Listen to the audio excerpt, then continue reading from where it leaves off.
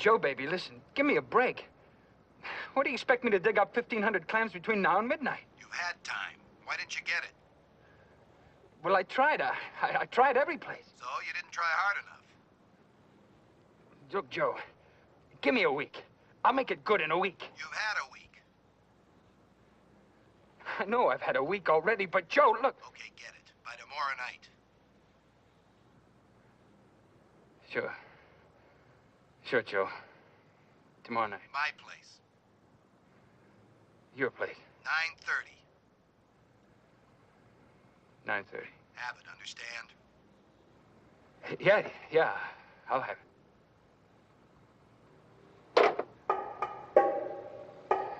Somehow.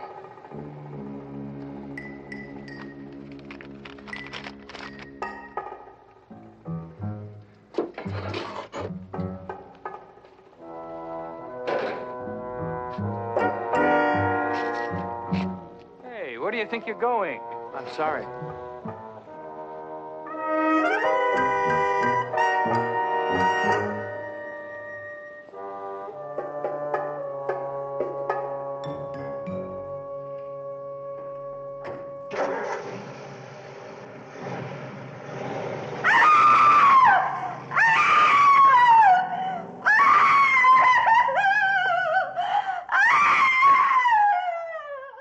A compulsive killer of women stalks a town.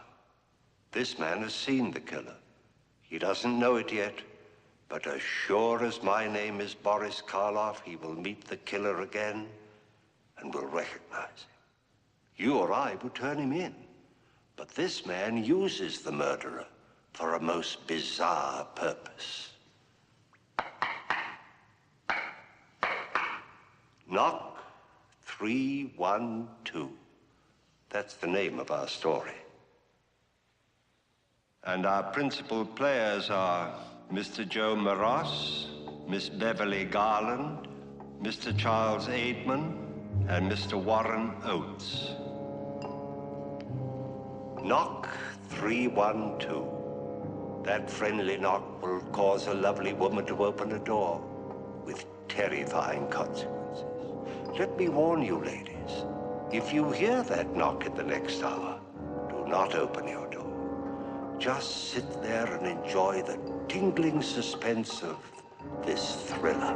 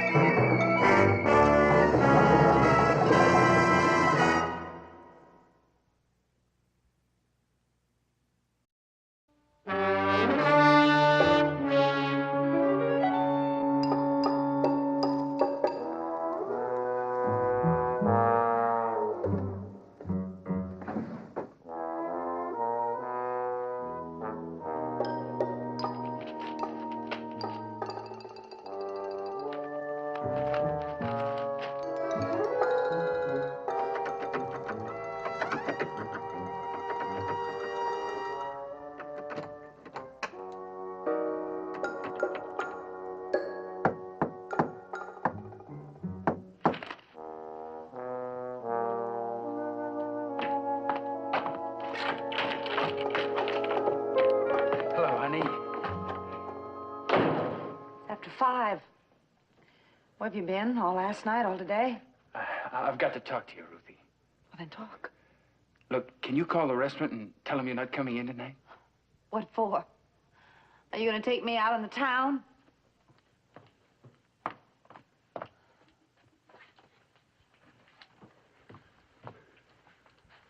Ruthie, all last night and all the day, I've been trying to get that money. You've got to help me out, Ruthie. I told you, Ray, over and over, I can't. You mean you won't? You've got that savings account of yours, $4,000. Yes, that's right. I've got it right here. That's my money, Ray. I worked hard for it for years. Now, you're not going to get any of it, not anymore. Well, am I your husband or what? I don't know. You tell me. Night after night, one bar to another, you're never home. I'm a liquor salesman. How do you expect me to sell liquor if I don't go into bars? Is that why you owe those men $1,500 because you sell? Oh, no. You're gambling. The back room of those bars. The poker, the horse races, the dice, night after night after night.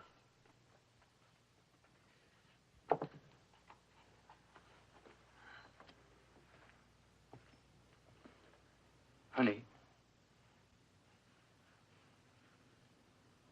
I'm scared, Ruthie. You don't know these guys, Joey Bedell and the others.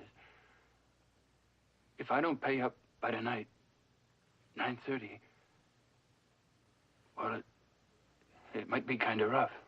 Oh, Ray. You've lied to me so often. Ruthie, if you've ever believed me in my life, believe me now. You've got to. These guys are going to kill me. For $1,500.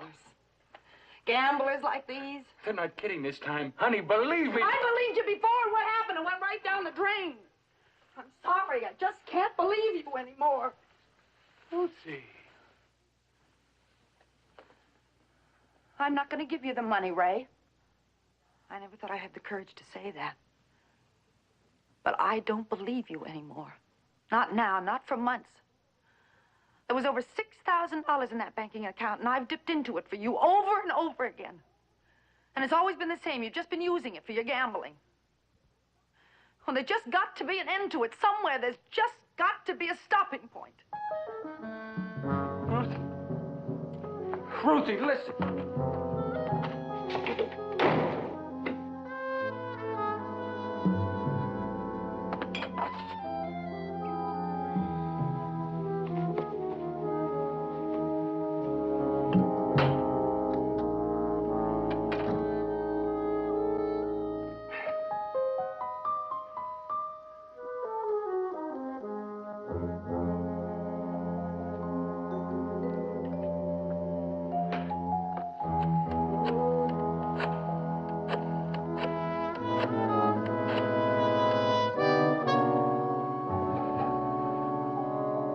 Hello, is Tom Keeley there?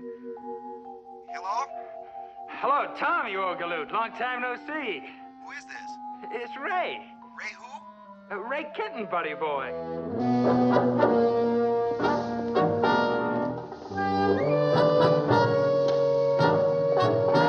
Benny! Oh, Benny, you scared me. What are you doing here? Well, I had to wait for you, Mrs. Kenton, but I didn't want anybody to see me. You had to wait for me. What for, Benny? The police. You got to take me to them. Oh, Benny. You got to take me to them, Mrs. Kenton. Is it because of the newspapers today? You got to turn me in. You got to tell them who I really am. If you tell them, they'll believe you. Come on, Benny, let's go over here and sit down. Oh, business is great. But they're a couple of days late, and I was wondering if you could see your way clear to, How much do you need? 1,500. Oh, I can't make it to the bank by 3. Yeah, but this is Friday. The banks are open till 6. Look, Ray, I can't. You understand. Yeah. Sure. I hope you don't mind. Well, no, of course not. No problem. I just thought I'd take a little pressure off the old valve, you know? You understand, of course. I hope you don't mind. No problem. Give my love to Julie. And the lousy, rotten kids. Benny, listen, every time this has happened, you try to turn yourself in, and it's never you. It's like somebody trying to punish themselves for something they didn't do. But I did. 4 women. The newspapers said the woman had dark hair under her fingernails. There's been 4 women, and each one of them has been attacked at night, right? Now, what time do you get to your newsstand at night? 6? And what time do you leave? 2? Well, you see, I know that, the police know it, Mr. Kenton knows it, and 100 other men who buy their newspapers from you. Every time one of these killings have happened, Benny, you've been at your newsstand. Have you talked to Dr. Masterson lately? Why not? You won't believe that I'm the one that did it. I don't think he likes me. You like me, Benny? Oh, yeah. I wouldn't let nothing happen to you, Mrs. Kenton. Well, then believe me, you couldn't hurt anybody. You just don't have it in you. Benny, I've got to go. I'm going to be late for work. Goodbye, Ben.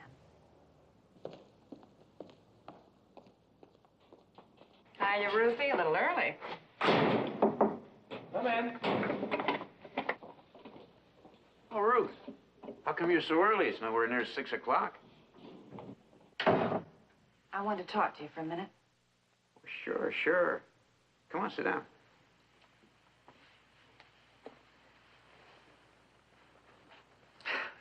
It's Ray. Same trouble? Money? I turned him down again, but this time I'm not so sure I should have. Why not?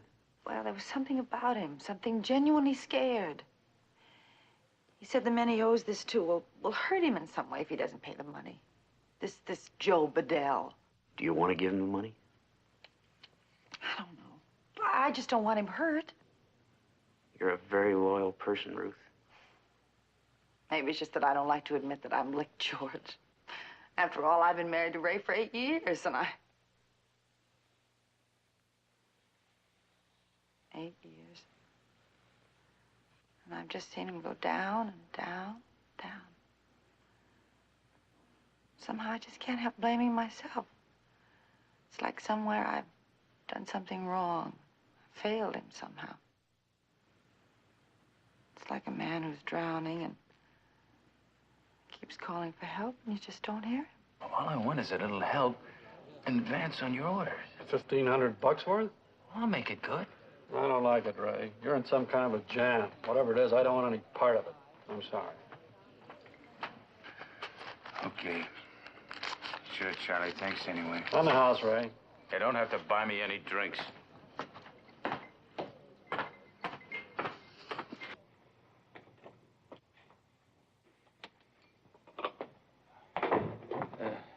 Excuse me, miss.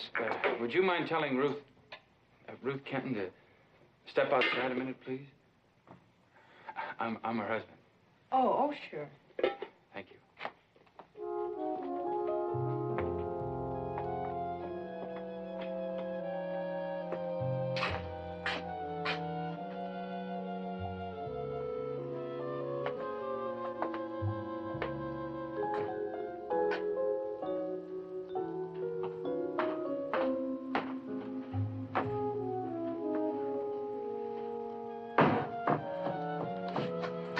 Hello, Ray. Ruthie, I'm sorry about this afternoon. So am I, Ray. Is that why you came? Yeah. Ray. Oh, Ray. Oh. Oh, I wanted this so much. Me too, honey. Just hold me. Hold me. It's been so long. We're silly. Oh, so silly. Fighting the way we do and tearing into each other. Yeah. It's just this money thing. That's the only thing between us. If I didn't have that on my mind... Oh, Ruthie. Remember how it used to be. If it weren't for this one thing, it could be like that again. I promise. Ray, tell me one thing. Just one thing. Do you love me? Why? Oh, wait a minute. I want you to think first. Think of this year and the last 2 years. Think of all the mean things I've said and done, and then tell me. Do you, Ray? I worship you. Oh.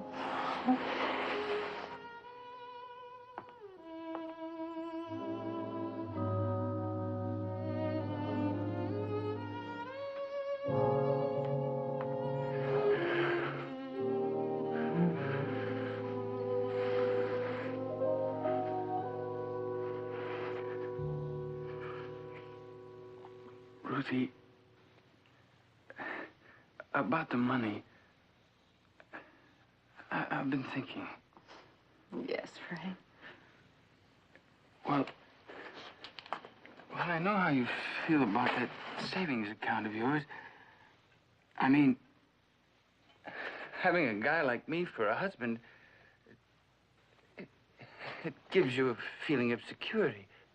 Ray. No, don't apologize. I agree. You're entitled to a feeling of security, and that bank account gives it to you. Well, I've gotten into this trouble, and I've figured a way you can help me. And at the same time, not touch a penny of your savings account. How's that, Ray? You can borrow the $1,500. Borrow it and pay it back a little at a time. Who am I going to borrow it from? George. I can't do a thing like that, Ray. Well, why not? He's stuck on you. We both know that. You ask him and he'll give it. He'd give you anything you'd ask for. No. Now, I need it, Ruth. Those men will kill me. Look, I'm not going to give it to you now or ever from him. You've got to help me, Ruth. Look, you didn't come here to tell me you were sorry. You were just pretending, using me the way you always do. Now, let me go. You're going to help me, do you understand? Stop it! You're going to ask George!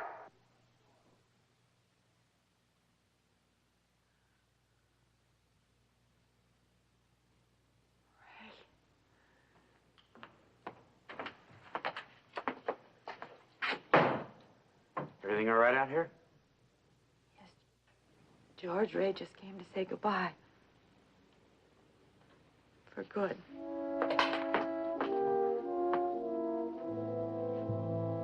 I'm sorry, Ray. I know this can't be very easy on either one of you. Good night, Ray.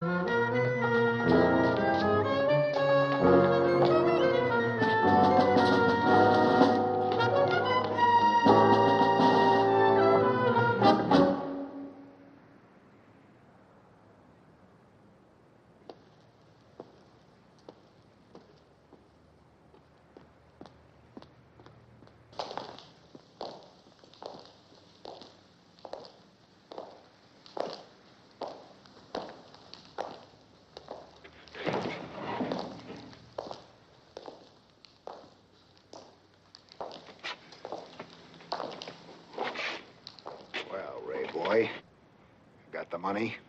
No. I tried.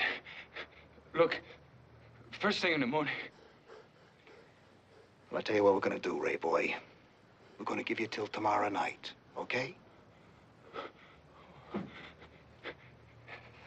Thank you.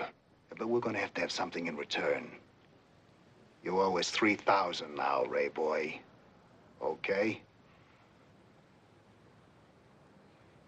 Okay.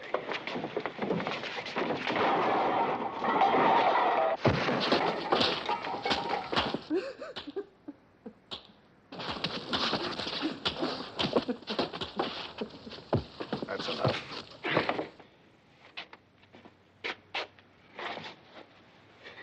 Now, that's just to make sure you have the money tomorrow night. You don't have the money tomorrow night, you're dead.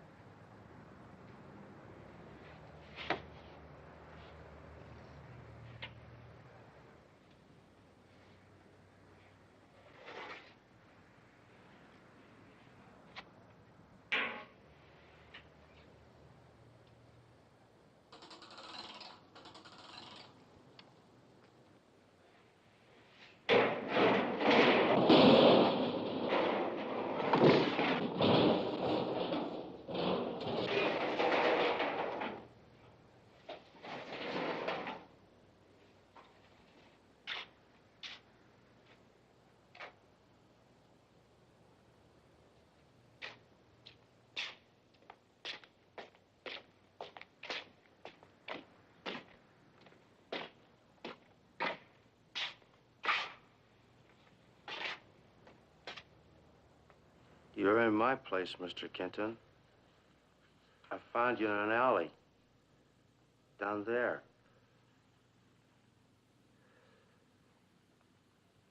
You sick or something, Mr. Kenton? Yeah, Benny,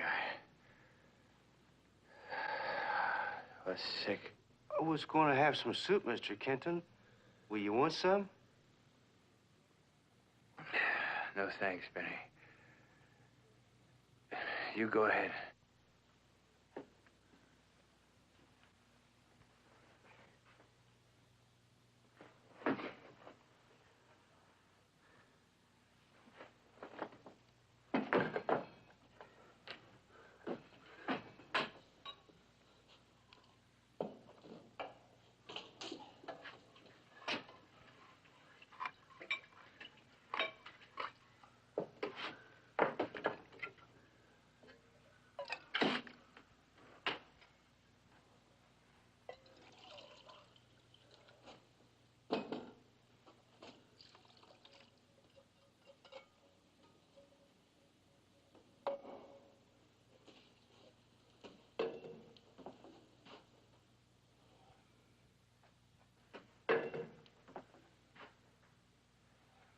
Benny,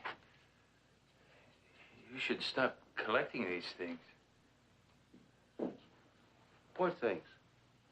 These stories about the guy who's been going around harming women, killing them. I have to, Mr. Kenton.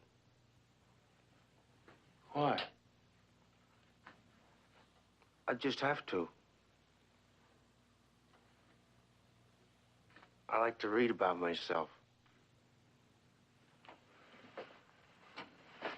But, Benny, you are not that man. Oh, sure I am.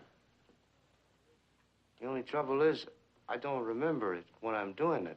It's only afterwards, when I read in the papers, that I know I've done it again. Benny, the times you've gone down to the police station and confessed, they made you talk to a doctor, didn't they? Oh, sure. The last time I would... Oh, I told Mrs. Kenton about that. And you haven't seen him since?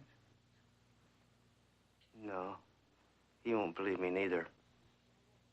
Oh, look, Mr. Kenton. Did you read the newspaper? No. I've been too busy all day, Benny. Well, it happened last night at about 11 o'clock. See, you're in the corner of First and Bower.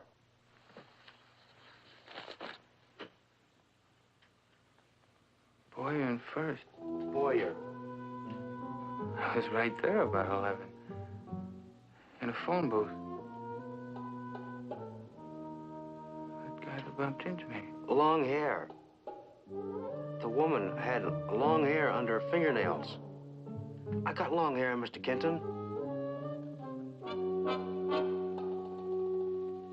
So do a lot of people, Benny.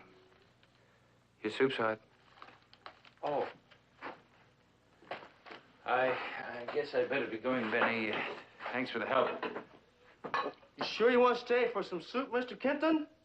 It's got pieces of chicken in it. No, thanks, Benny.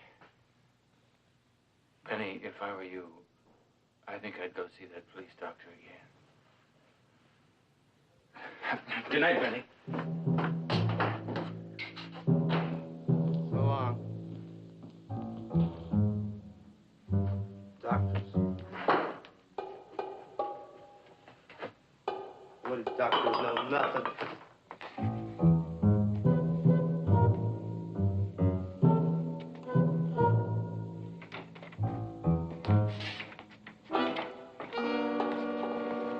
Hiya, Frankie. Long time no see. Sorry. Frank's not here anymore. Oh. Oh, where's he working now? Frank came into a little dough. His old man passed on. Well, look, he and I used to be real good buddies. You know where I can reach him tonight? Call information in Honolulu. Frank's moved to Honolulu.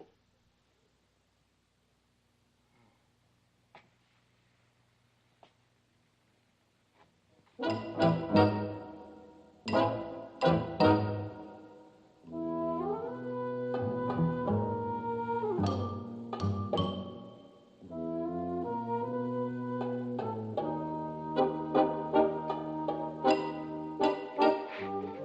it be, friend? Bottle of beer, please.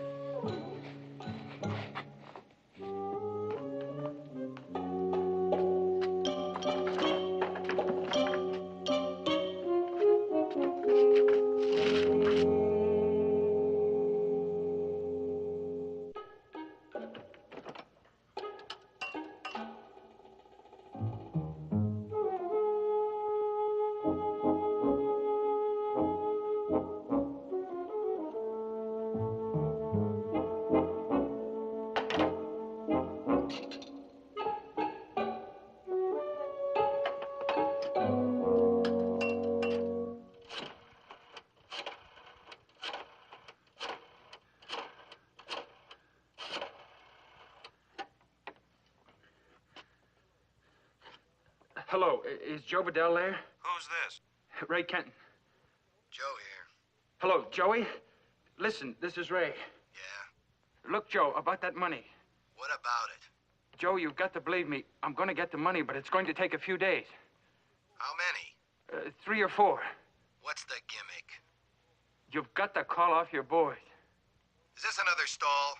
Joe, believe me, I can guarantee it. It's a sure thing. From where? My wife's savings account. I heard that before. I'm going to get it, I tell you. All of it. Okay, 3 days.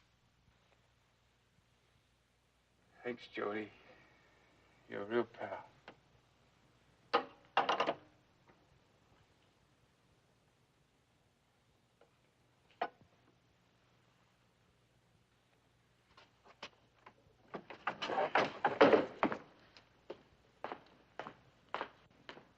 Let me have a beer, bartender. Draft. Hi. The name's Ray Kenton. I'm glad to meet you, sir. I can't stand drinking alone. Can't stand being alone, for that matter. I guess that's why I became a salesman, seeing people all the time.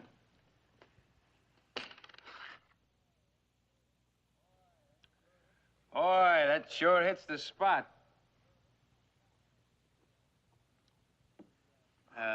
You do much traveling?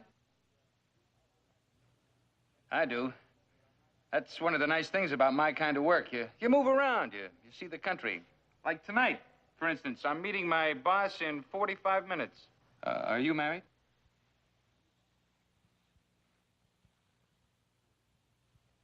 No, sir. Well, then maybe you wouldn't understand how I feel. I've got the greatest little wife. Sometimes I think I ought to have my head examined, leaving a doll like that alone. See what I mean? She's 10 times prettier than that photograph. She's beautiful. Yes, sir. Sweetest little wife in town. And I've got to leave her all alone.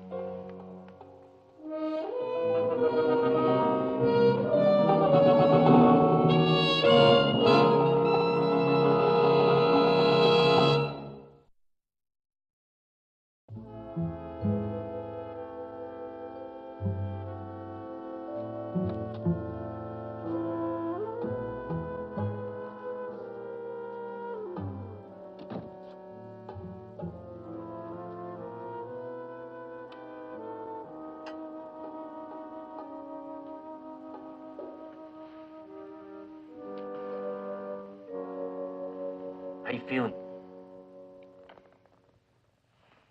Oh, fair. In a little while, I'll take you home. It was silly for me to get so upset.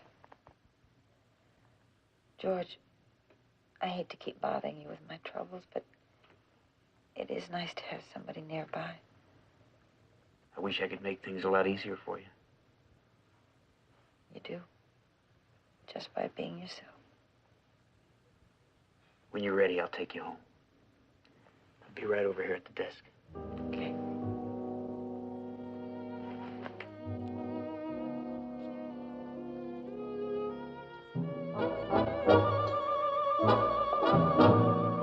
Things like that make a guy worry. I still don't feel easy leaving her, even though I've got this bolt that thick inside the front door. Oh, thanks. Well, pumps.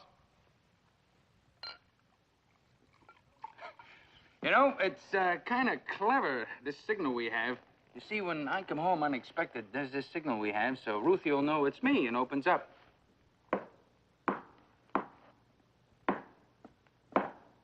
Like that. 312. And she said to me, "You can't forget that one. It's our address. 312 Covington." And you know what happened the first time I tried it? I forgot it. 312.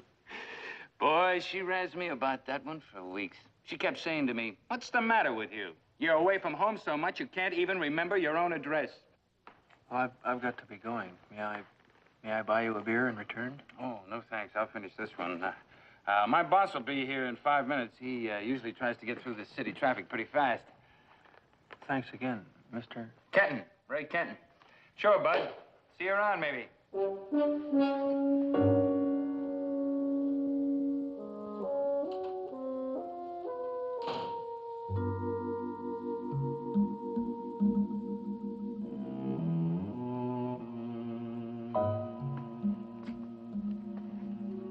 What's the matter, Bud? Anything wrong? Give me a double whiskey, Nate. On top of all that beer? Kind of puts a cap on the evening. Okay, but the evening's almost gone. And we close in a half hour. Oh? Yeah, we always close at midnight. But I thought you stayed open till 2, like all the other bars. In this neck of the woods?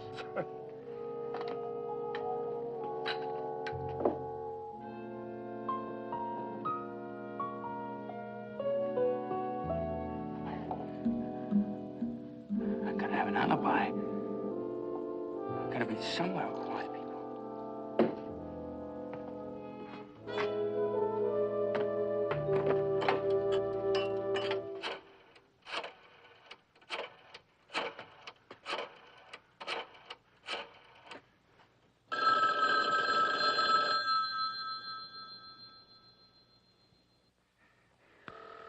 Benny, come on, answer it.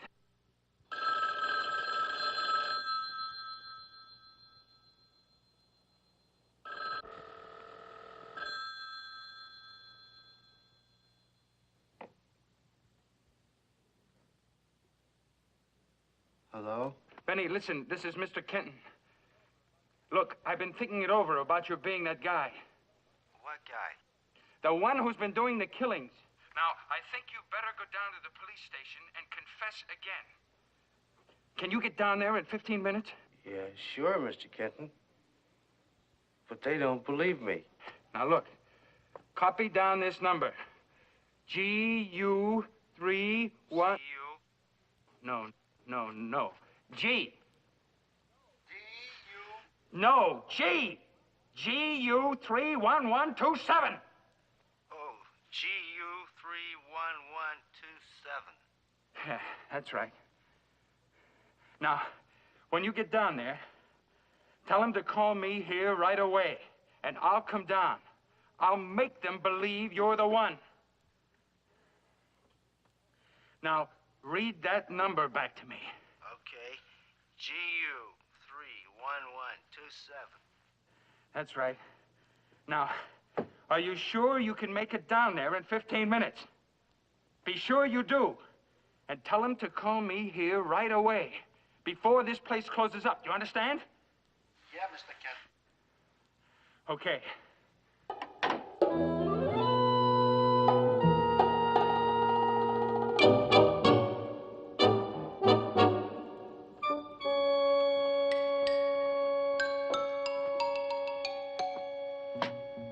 Look, mister, are you sure you want that drink? Sure, why not? I don't know. Look at you. You're dripping wet.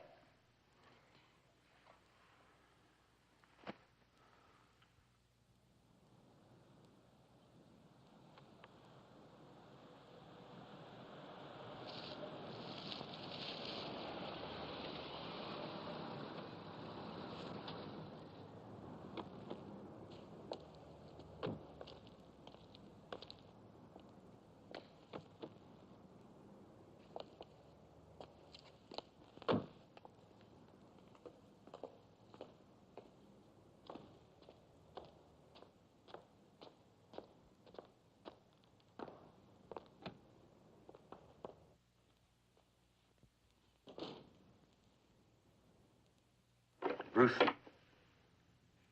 Yes? I'm worried about you. You sure you're gonna be all right? Sure. I wish. What you wish, George? I wish you were a lot happier. Good night. Good night, George.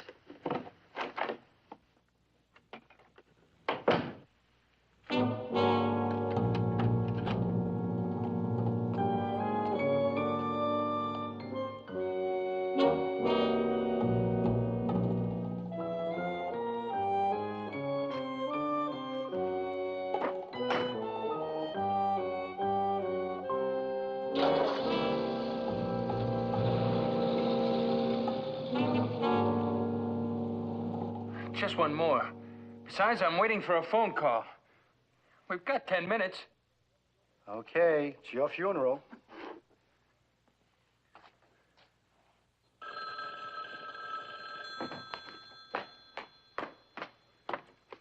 Hello? Ray Kenton, please. This is Ray Kenton. This is the police. Benny said to call you. Oh, well, I've been expecting your call. I knew Benny was coming down. Could you come down and verify this? Sure, I could come right down. Sorry to trouble you. No trouble at all. My wife and I are very fond of Benny. That was my call. I gotta go. Don't you want this?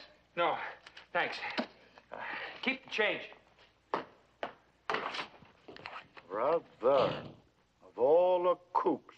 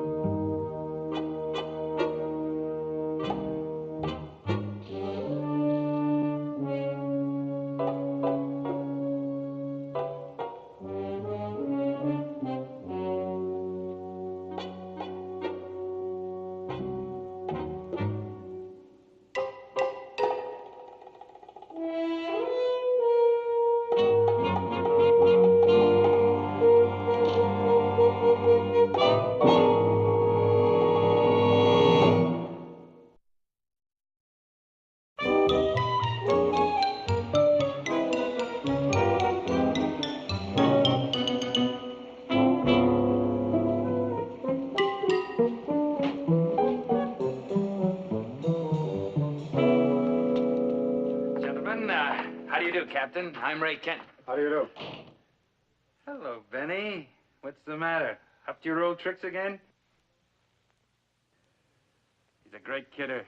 Aren't you, Benny? They won't believe me, Mr. Kenton. They won't, Benny? No. You said you could prove it to them. Mr. Kenton, he's a friend of mine. Aren't you, Mr. Kenton? Mr. Kenton, go ahead and tell him. Go on, tell him how I did it last night. Go ahead. Well, why don't you tell him, Benny? Okay.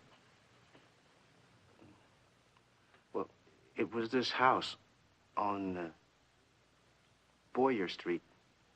And I hid there in an alley in the dark there. What time was it, Benny?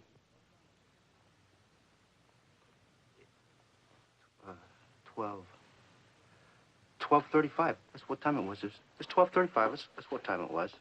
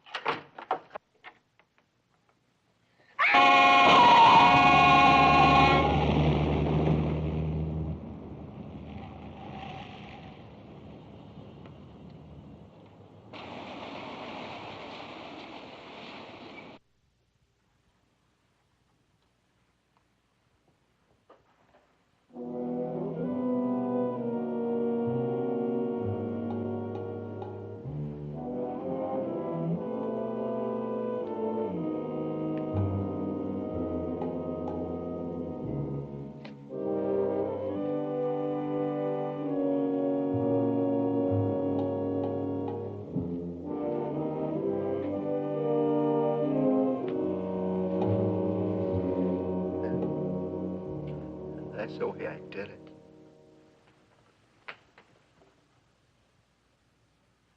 Now you got to punish me. You got to punish me. He's never been this bad before. He believes it. It was what I was afraid of. That's why I tricked him into coming down here tonight. I think you better call a police psychiatrist. Listen to me, Benny. Benny, are you listening? Now, you gotta believe me. You're not the one. Not even if you think you are. That woman wasn't killed at 12:35. She was killed about 11 o'clock. She wasn't killed with a walking stick. Why the walking stick, Benny? Because. Because why? Because it was his. Whose? I don't know. I don't know.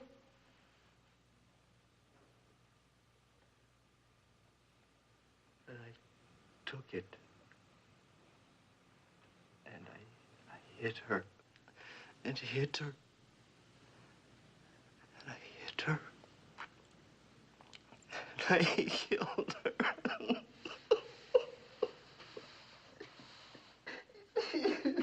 I think you're right. I'll call the doctor. I'll stay in here with Benny.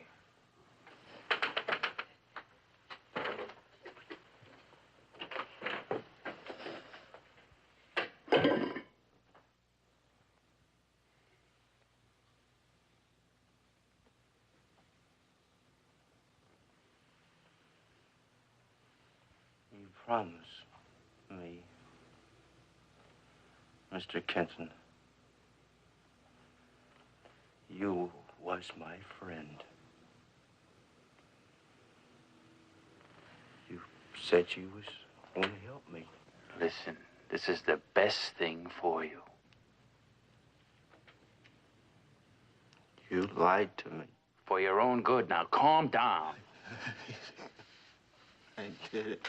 I did it. I did it. I killed her. Shut up. That woman was strangled to death with a silk stocking.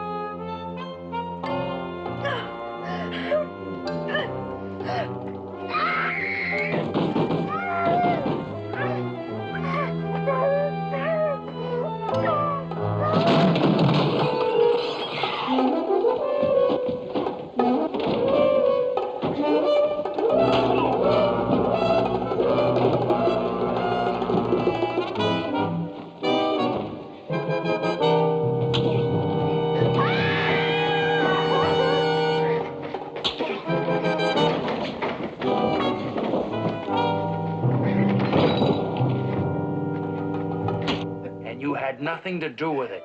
Now will you shut up?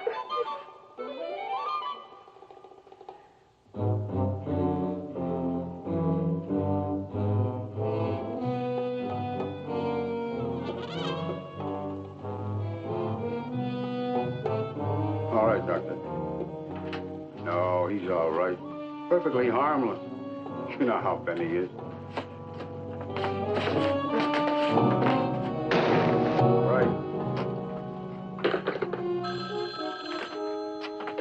Tracy? Yes, just a cap for you. Yeah? Yeah, speaking. You what?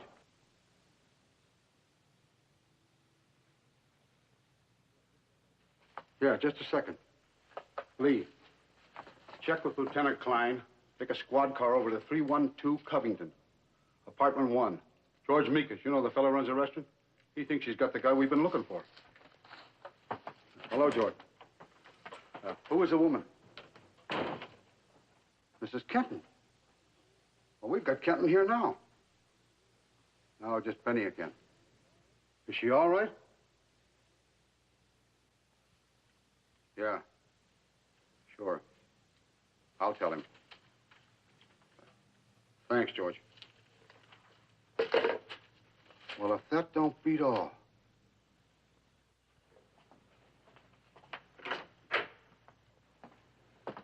Mr. Kenton, I just got a call from your house. It's about your wife.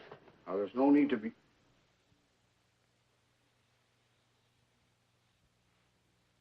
Mr. Kenton.